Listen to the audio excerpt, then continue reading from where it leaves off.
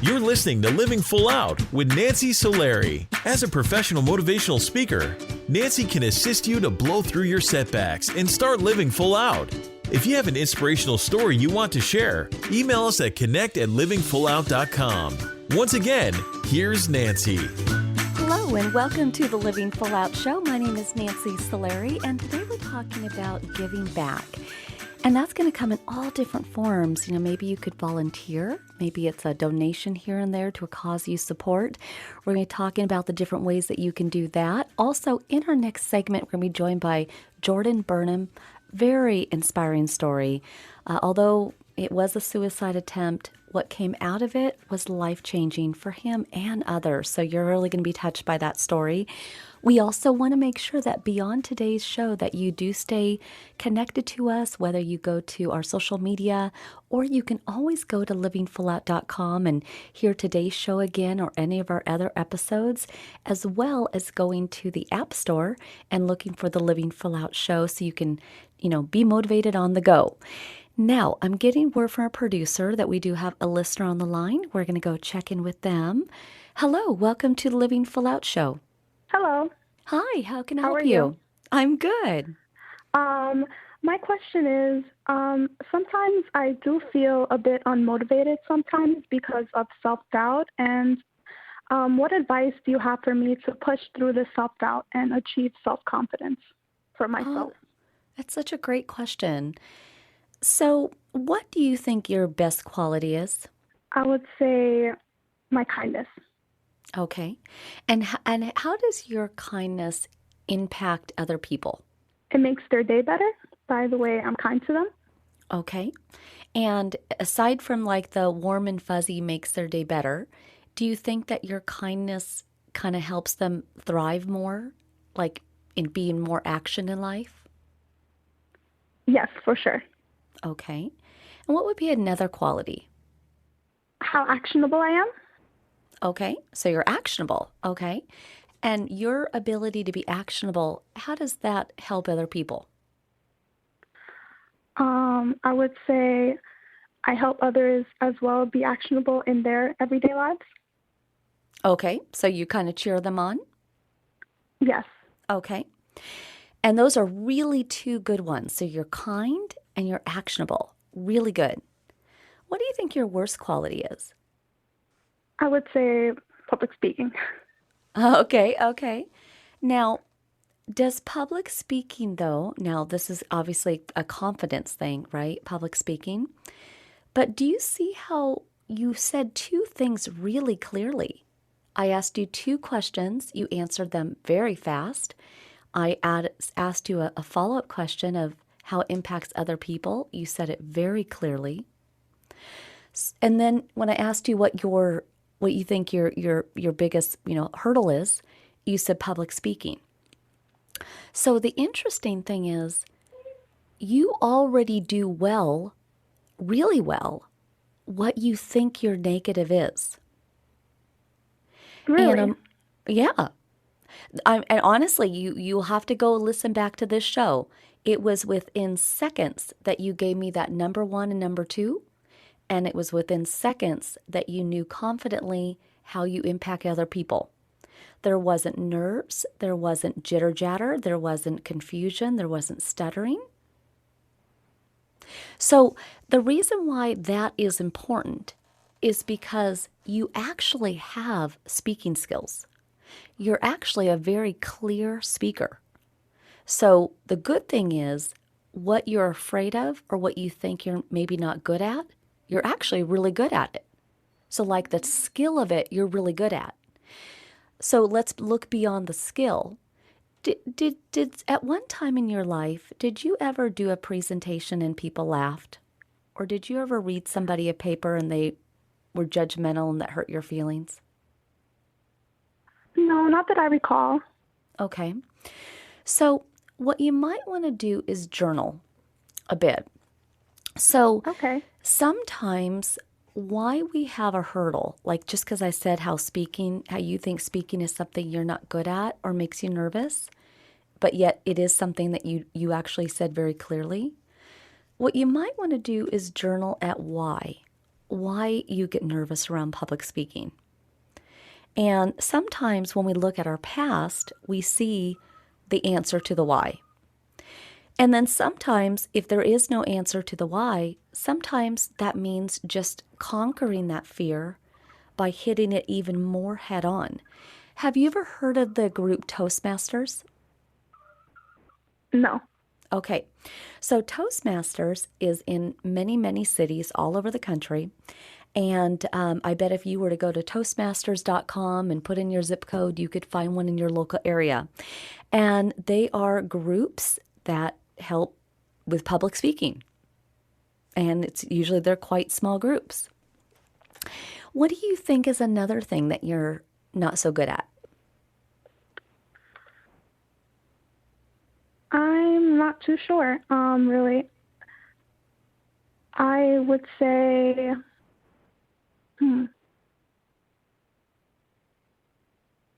Or why do you think you are unconfident?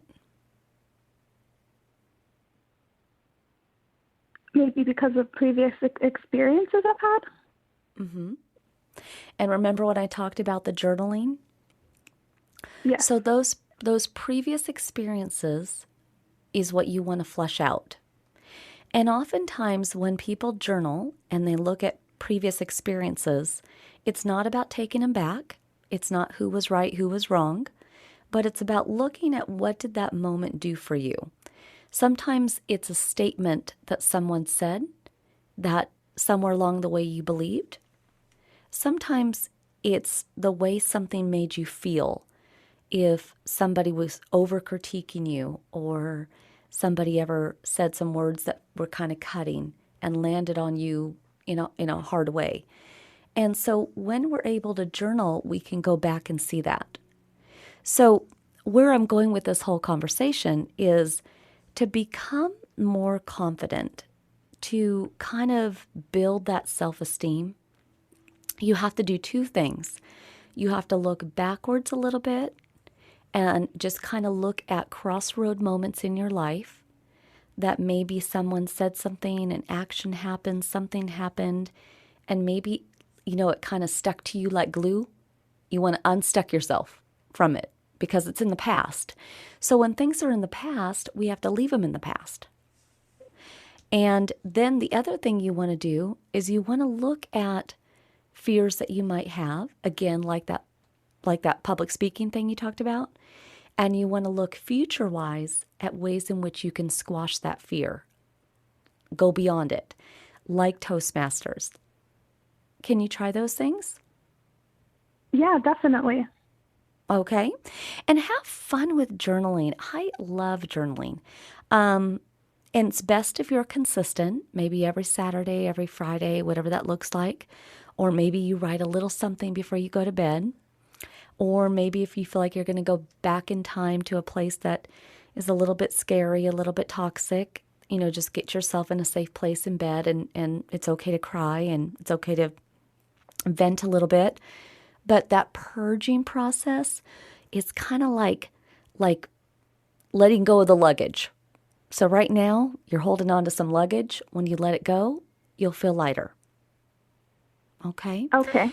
So thank you so much for calling in. Thank you. I really appreciate your advice. You're welcome. Very welcome. And I love that she asked that question because when we think about giving back or being of service to anyone, it's hard to do that when, you can't give what you don't have, right? So sometimes in life, you have to, before you can give back, you got to kind of assess where you are. If you were looking at the bank of you, are you doing more withdrawals and giving more of yourself away and depleting yourself? Or are you putting in deposits? Are you nurturing yourself? Are you doing self-care days? Are you, reserving times to laugh and just, let yourself go and feel fancy free? You want to have an even bank. So even withdrawals with even deposits as much as possible.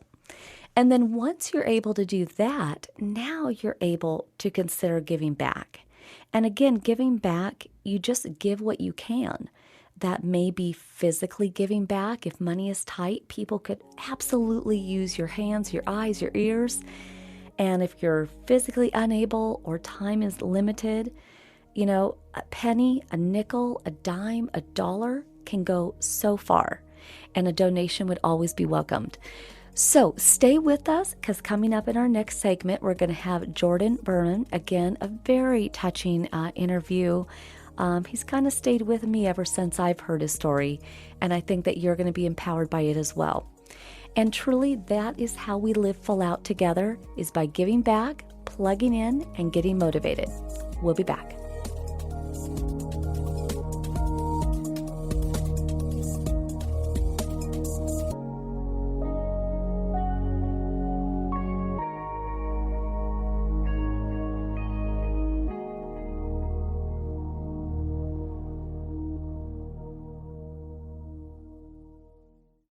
Life looks a little different.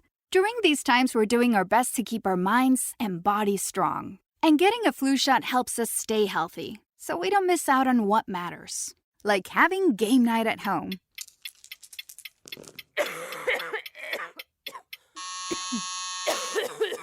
Yeah, can't do that while sick with the flu.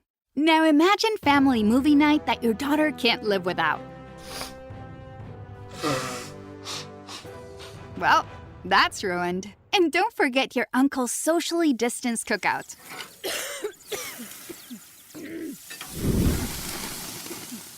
See? That's why it's important to be at our strongest. Every year, millions of people in the U.S. get the flu.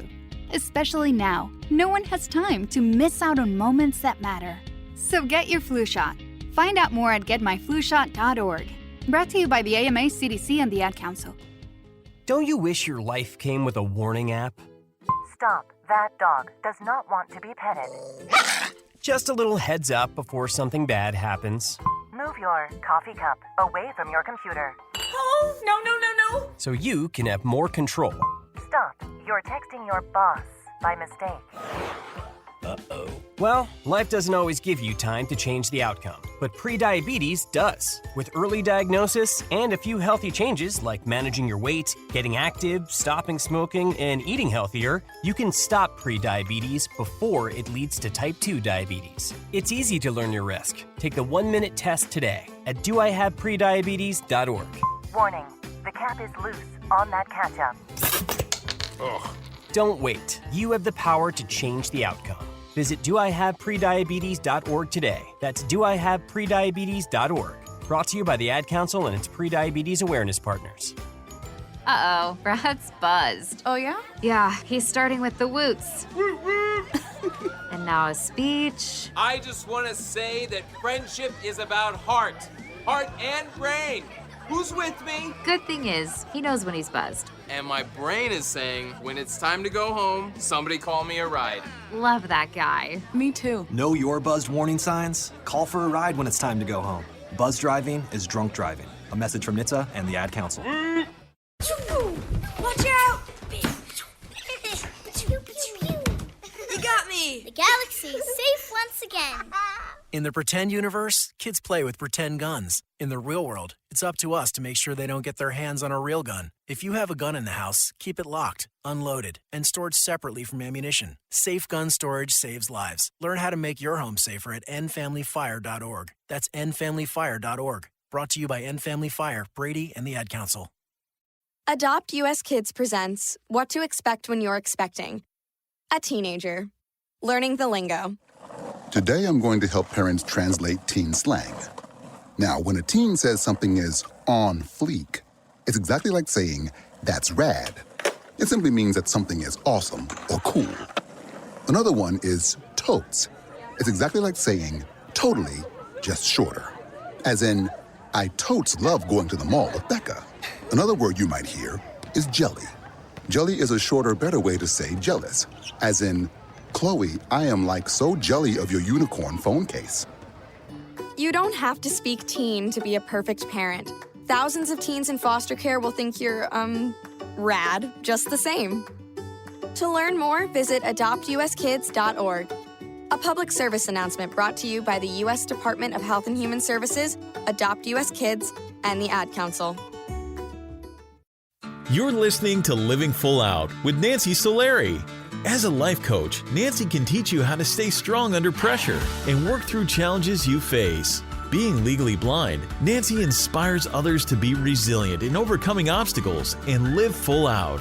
You can ask Nancy for advice in your life on relationships, finance, business, health, and more. Just call in at 800-333-0001. Once again, that's 800-333-0001. Now, here's Nancy. Thank you so much for joining us today. I am Nancy Solari, and this is the Living Full Out Show. And today we're talking about giving back, and that can come in many ways, but sometimes it's just lending our insights, being a listening ear. And our inspirational guest today, Jordan Burnham, has absolutely been that for so many. But sometimes before you can be the teacher, you have to go through it yourself and be able to find tools that you can share with others that are struggling. And you'll know what I mean by that as we unpack his story. So, Jordan, welcome to the show. Oh, thank you, Nancy. I'm so happy to be on the show.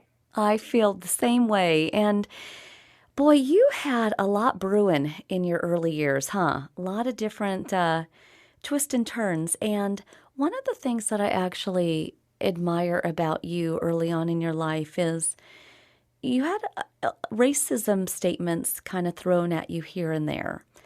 Yet you were kind of almost a spectator witnessing these statements. And I just want you to kind of share with our audience, the difference of how it landed on you. For example, the gold digger story versus, men, parents who wouldn't let you date their daughters. Because I think both stories are very relevant to kind of feeling like, where's my place? Yeah, I think that's a really good way of putting it, of where is my place. For me, when I switched schools in 7th grade and throughout the high school I went to, at that point it was 5% Black students.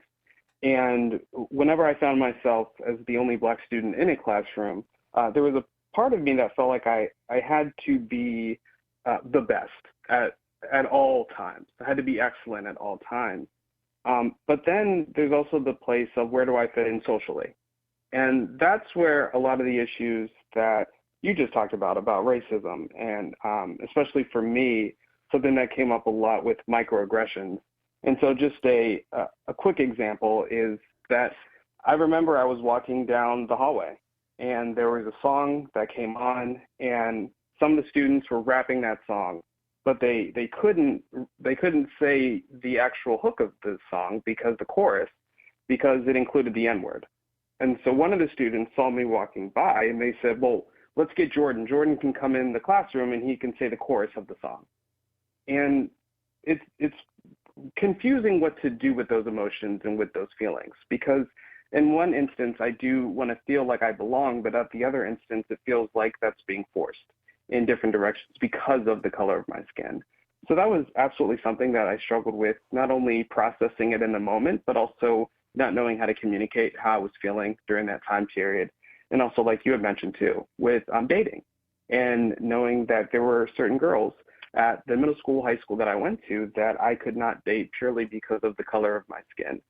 And it kind of goes back to the where do I fit in, where do I belong place that I searched for a lot of the times when I was going through that time period.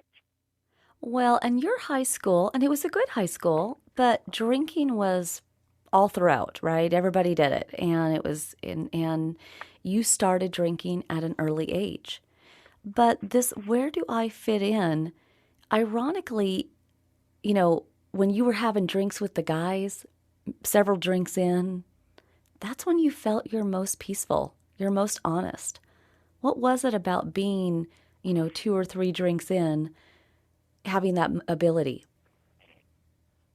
Yeah, I think that for me, my guy friends and I, it felt unnatural sometimes to have very intimate conversations. And by that, I mean just 3, 4 of us sitting around in a room and just talking about how we were feeling or about what we were going through. And especially if we're not doing another activity like playing video games or just listening to music and talking. So when my friends and I were drinking, there was this moment where it was okay to be vulnerable, to express how I was feeling, and that there wouldn't be any judgment there, because we were at that point just opening up and we're drinking, and it felt a little more natural to have some of those conversations.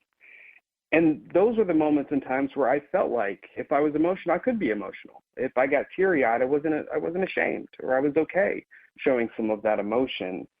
But when it was outside of that circle of us drinking and talking, it felt unnatural again once I was sober.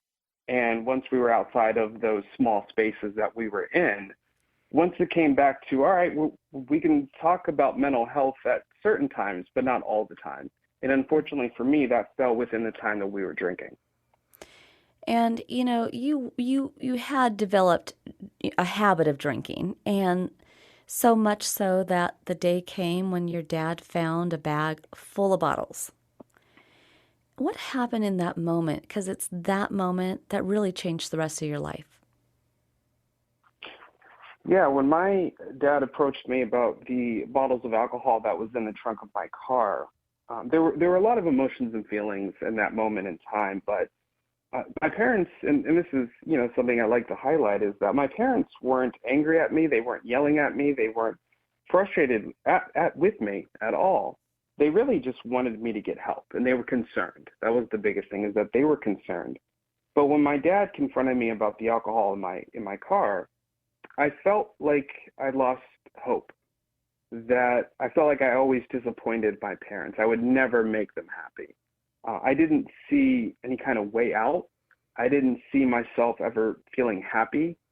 And I just felt like I was in this constant feeling of hopelessness and fear. And in that moment, there was a lot of desperation as well that was going through my mind and that I was feeling. And that was the night that I attempted suicide, you know, by going out of my 9-story bedroom window. And I always want to clarify that when I say that those two things happened one after the other, I don't want it to sound as though just because of the alcohol being found, that's why I attempted suicide. But at that point, there was just an inability to see a future for myself. And there was a lot of hopelessness for myself, and not wanting to disappoint people anymore is what led me out of that window versus me just getting caught with alcohol. Mm-hmm. And just so we're also clear, that night that you jumped out, had you been drinking or were you sober?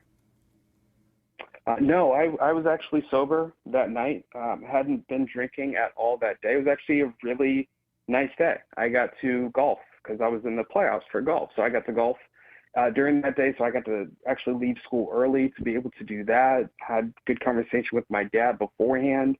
So not only was I not drinking that day, but that actually was a good day up to that point. And it's just so fascinating. We're gonna take a break and come back in a second, Jordan. But it's you know, it's just so easy and so quick how a decision can be made. You know, a life-altering decision, and how it can happen even when someone isn't under the influence, right? It's just that split-second decision. So stay with us. And for everybody listening to this, if you are having suicidal thoughts, you know, make sure that you do contact a local 800 line. Make sure that you are given support. Always reach out to us here at connect@livingfullout.com. But you truly are never alone. We want to always be here for you. And so we're going to be coming right back after this break, more with Jordan Burnham.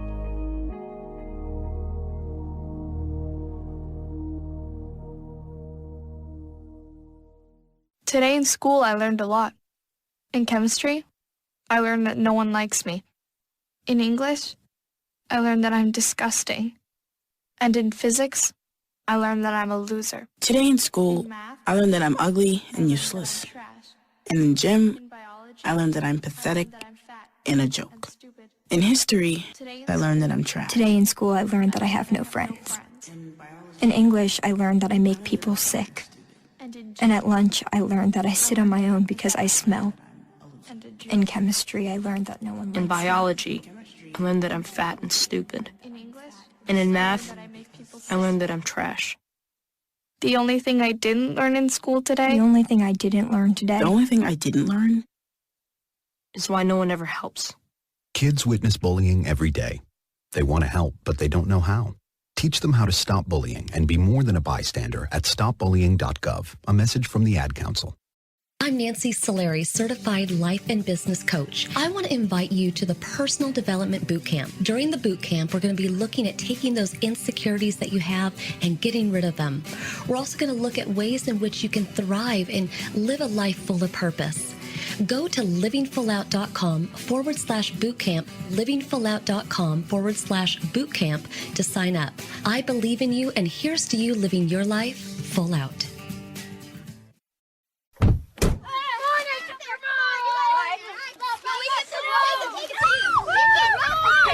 They'll challenge your authority. Put your seatbelt on.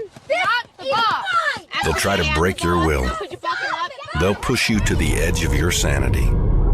Because that's what kids do. But this car is your territory, not theirs.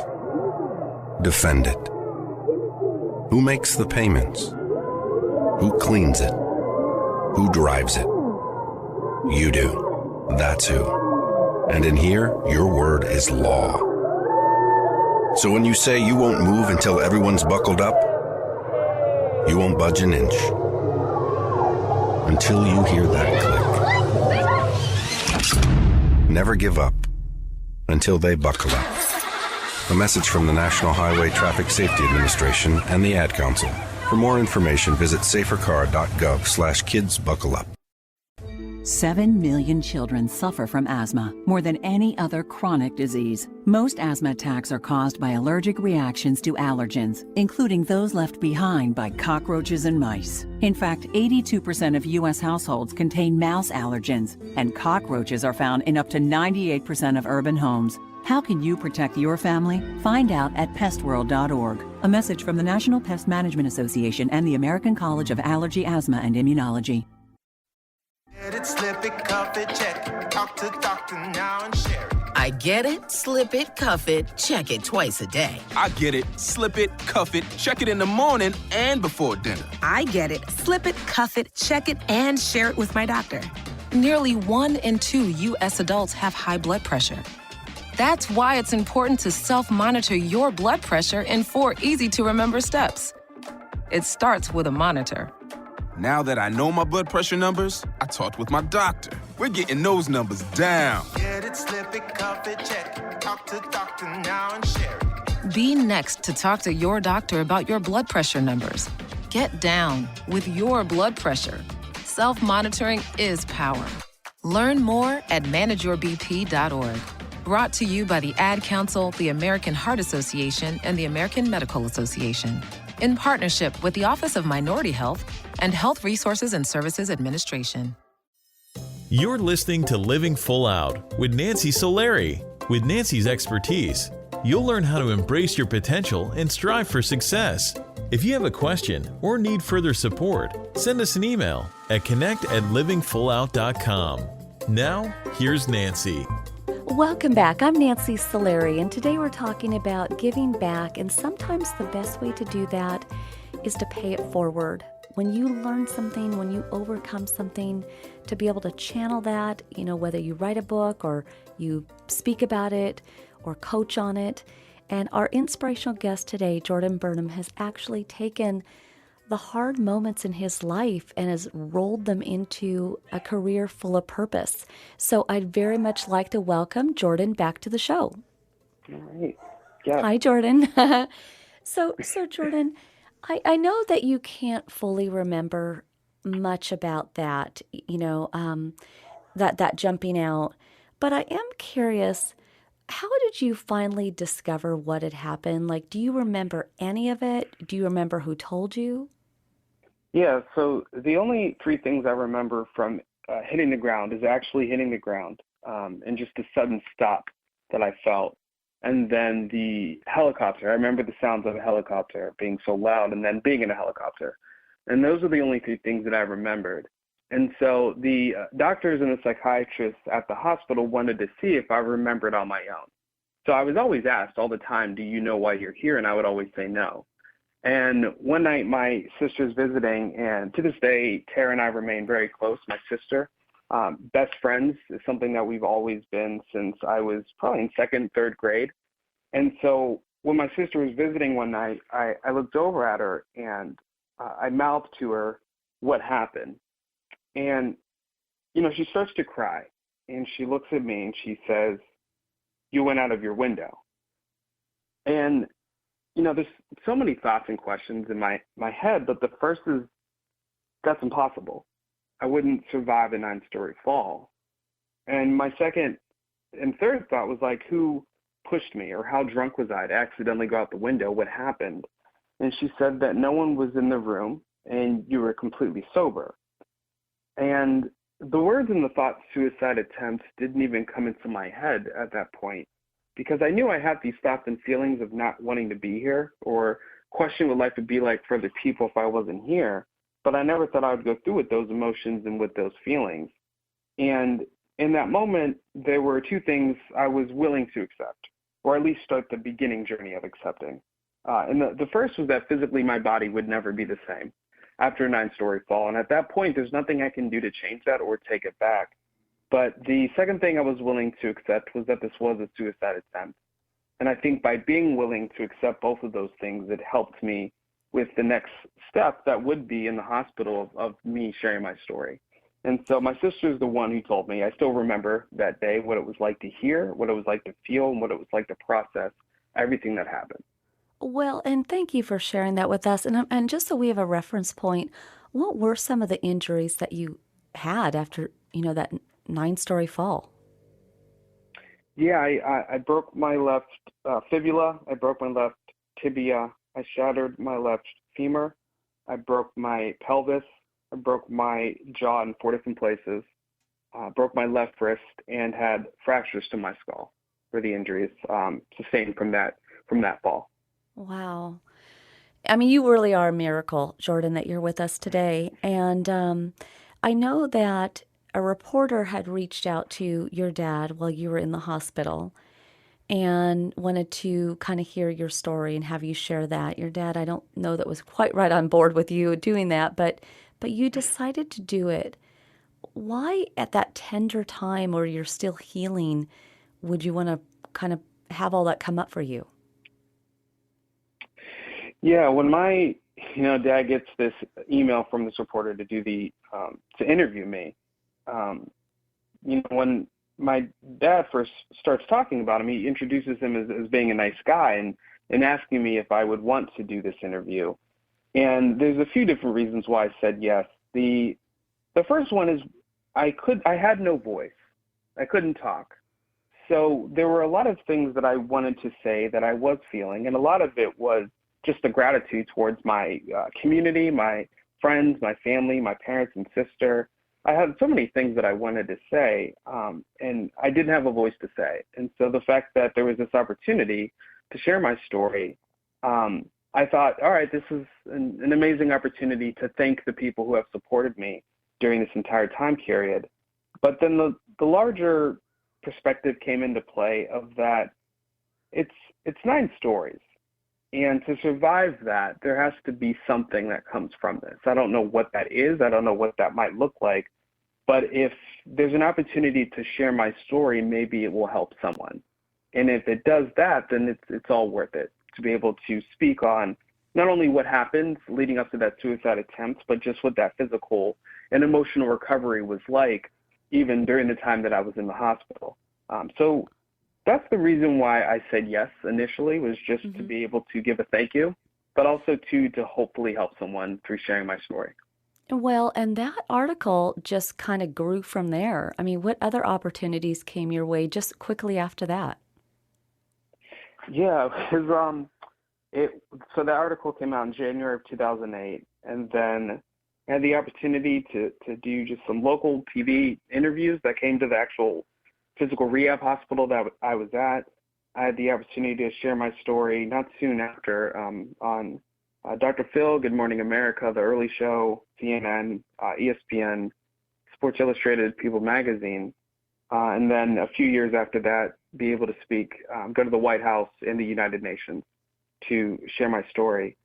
And the thing I always tell, because whenever I speak at schools, which I do now, whenever I speak at schools, kids hear that and they think it's really exciting to be on TV and to do all those activities and have those opportunities, excuse me. But the way I look at it is that I'm glad that I get to be part of something bigger than just me, which I think is mental health advocacy and suicide prevention. But I also look at all those opportunities, and I think it's amazing that it all came from me just saying yes when someone asked me if I would share my story. And that's the thing I find so beautiful in what I get to do today and all the opportunities I've had up to this point, is that all of it has come from me just saying yes and wanting to share my story and wanting to help others. Well, and I'm curious, that's right on for sure, very inspiring. And I'm curious, if you were to go back in high school, back before that night, back before your dad pulling those bottles out of your car, what would you say to yourself? Because you were lost then. You didn't see a purpose. You didn't see life, a future. And now you have such a bright one. Yeah, I think if I could, talk to my younger self, I'd say three things. And this is something that I say in my speech, is I wish I told myself that you belong, you're not alone, and you have a voice. And at some point, you will be able to find strength and courage within using that voice. And even in the moments and times where you feel like you don't have one, you have a story. And that story is not only going to create space for you to be able to find your own and grow into the person that you're going to be, but your life will be dedicated to creating space for others to be able to use their voices and share their stories too. So I promise you, you have purpose in this life coming towards you. And that's something I needed to hear back then. I love that. And you were able to walk again. I mean, you were able to graduate with your class, and you have now found a career of purpose. And what scares you at night, though, when you think about other, teenage Jordans that haven't heard you yet?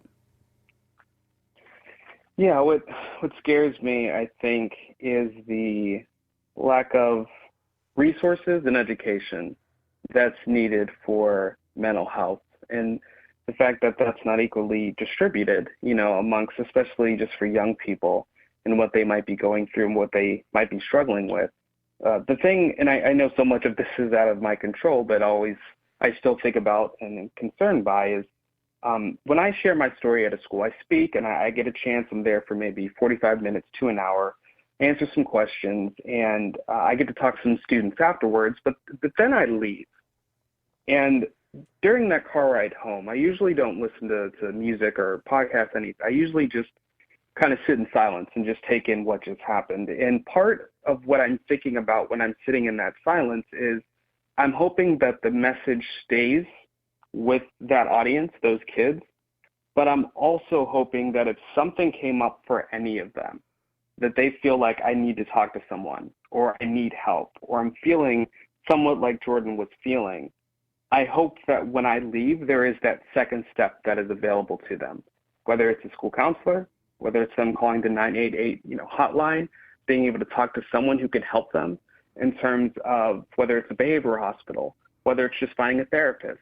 All those things I know are completely out of my control, but I think that sharing my story is only planting a seed. And in order for that seed to grow into anything, there's more that needs to happen. And that's what I think sometimes I get scared of or I get nervous about, is I don't want that seed to just be planted. I want to see that grow into a flower, whether that's with a support system around them, with therapy, with mental health education, all of those things to help those students grow after hearing a story. Oh, see, I love that. And, we are talking today about giving back. And I know your family, your parents, your sister, your whole family gives back so much. But, I'm glad that you shared that because, even I as a speaker, it is sometimes hard to leave an event and then, wonder what did that stir up for somebody. And, just hoping that they take that seed or they take that motivation or maybe what got stirred up, and they either do good things with it or get support. I'm with you 100% on that one. Well, I'm so proud of you, Jordan, really. And thank you so much for being on today's show and sharing your story. And I wish we were talking about you winning the lottery, but, in some ways, you did, mister, because, purpose is a gift all on its own, and you've got that. So thank you so much, and we're going to wish you all the best. Thank you so much, Nancy. Thank you for having me on and allowing me to share my story today. Absolutely. And for everybody listening, do get support. Call a local 800 line if you are feeling suicidal. We want to make sure that you are not alone. Reach out to us also at connect@livingfullout.com or call us at Living Full Out. And most of all, I want to make sure that you share this interview with someone that you feel may need to hear it as well. We want to just keep all of ourselves safe. So we'll be coming right back after this break. It's all about living full out.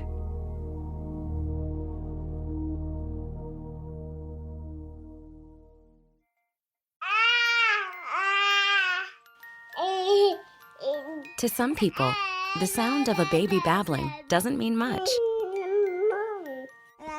But that's not necessarily true. By 6 months, they're combining vowels and consonants. By 9 months, they're trying out different kinds of sounds. And by 12 months, their babbling is beginning to take on some meaning. Especially if there's no babbling at all. Little to no babbling by 12 months or later is just one of the possible signs of autism in children. Early screening and intervention can make a lifetime of difference and unlock a world of possibilities. Take the first step at autismspeaks.org. A public service announcement brought to you by Autism Speaks and the Ad Council. Most of us like to be out in the sun. That's why sunscreen and other safety measures are key to protecting your skin from aging and cancer. The FDA recommends using a sunscreen with a sun protection factor, or SPF, of 15 or higher. Also, look for broad spectrum on the label. That means both harmful ultraviolet A and B rays are blocked. UVA rays age the skin, UVB rays burn, and both cause cancer. But the perfect sunscreen doesn't count if you use it wrong. Don't need sunscreen on a cloudy day? Wrong. 80% of UV rays still get through the haze. Only use sunscreen at the beach? Nope. Anytime you're outside, UV rays attack the skin, so you need protection. And you have to reapply sunscreen every 2 hours. Remember, SPF plus broad spectrum equal healthy fun in the sun. Visit www.fda.gov/sunscreen for more information. A message from the U.S. Food and Drug Administration. Right now, our country feels divided, but there's a place where people are coming together. I gotta tell you, I was nervous to talk to someone so different than me. Me too, but I'm glad we are. Love Has No Labels and One Small Step are helping people with different political views, beliefs, and life experiences come together through conversation, and it feels good. Wow, your story is so... Interesting? Yeah. When people actually sit down, talk, and listen to one another, they can break down boundaries and connect as human beings. At lovehasnolabels.com/onesmallstep, you can listen to amazing, life-changing conversations and find simple tools to start a conversation of your own. I know one thing. This conversation gives me hope. It gives me a lot of hope, too. Take a step toward bringing our country and your community together by having the courage to start a conversation at lovehasnolabels.com/onesmallstep. A message from StoryCorps, Love Has No Labels, and the Ad Council. All right, crew, let's get her dug. Honey, want to give me a hand? I'm planting that tree, remember? No matter how large or small your digging project may be, no matter how urban or rural, you must always call 811 before any digging project. 811 is our national one-call number, alerting your local utility companies to come out and mark any lines they have near your dig site. You must call 811 at least 2 to 3 business days before any digging project, so you can avoid hitting our essential buried utilities. This includes natural gas and petroleum pipelines, electric, communication cables, and water and sewer lines.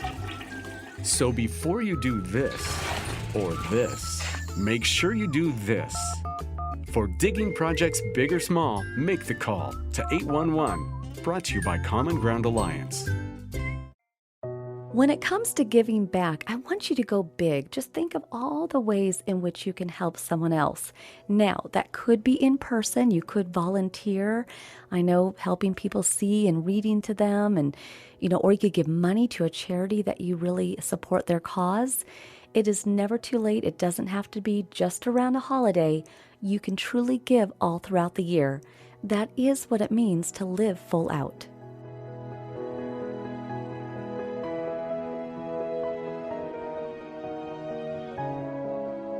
You're listening to Living Full Out with Nancy Solari. As a professional motivational speaker, Nancy can assist you to blow through your setbacks and start living full out. If you have an inspirational story you want to share, email us at connect@livingfullout.com.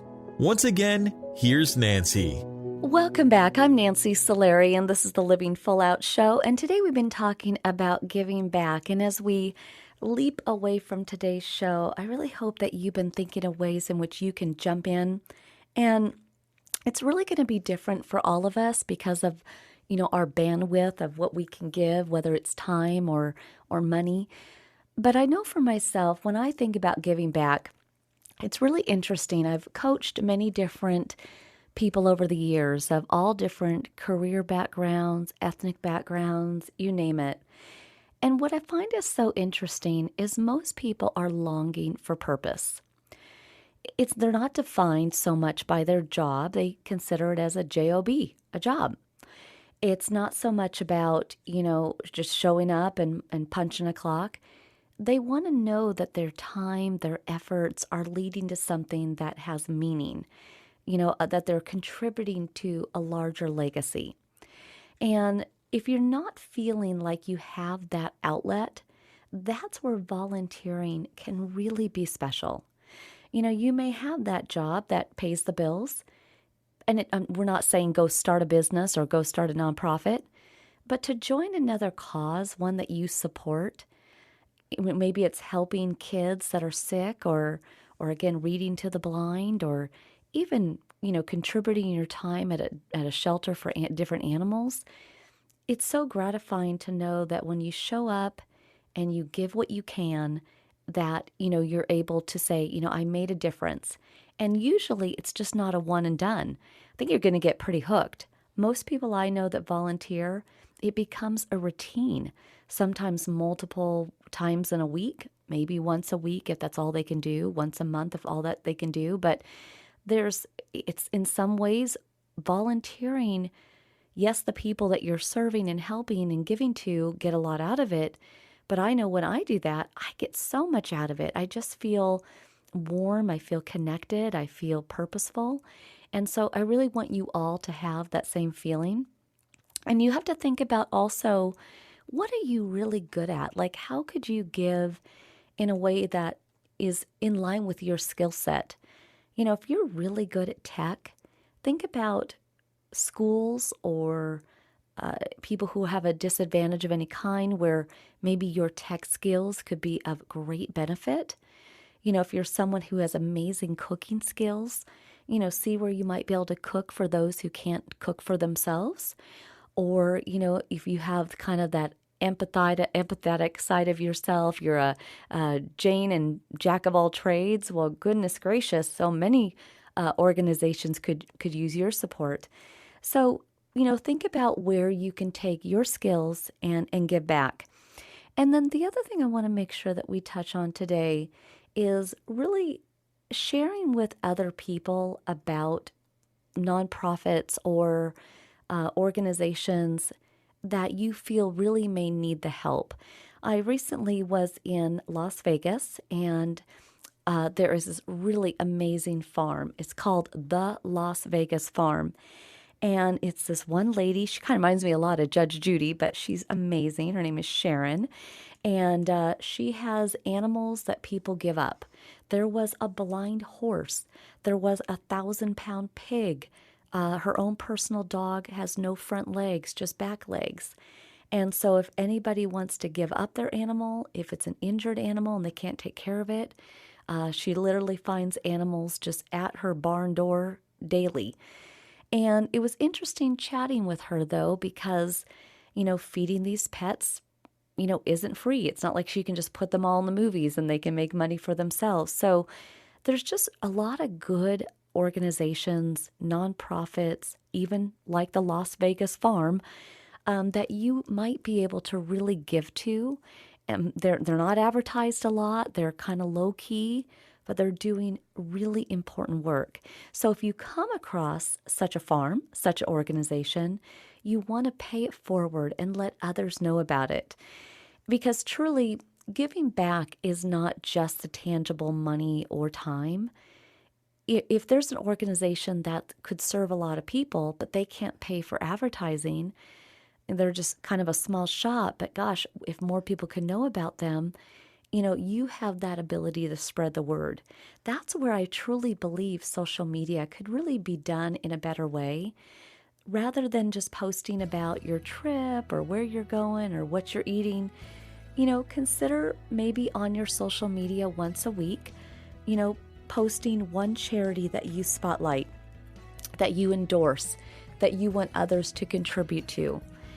Maybe even recognize in your social media one person in your sphere of influence that has done something really inspirational, really amazing. Yes, you may not be a professional reporter, but doesn't mean that you can't put on the pedestal those in your life that really deserve that recognition. So truly, giving back is a large part of what it means to live full out, and giving back will allow you to tap into your purpose. So make sure that you connect with us on all of our social media sites, as well as, again, we're in the App Store if you look for the Living Full Out Show, as well as if you have Alexa, you can put us in as a skill, just Living Full Out there. You'll be able to listen to us anytime. And as always, take care of yourself, be in good health, and truly go out there, take action, live full out, and make sure to give back. See you soon.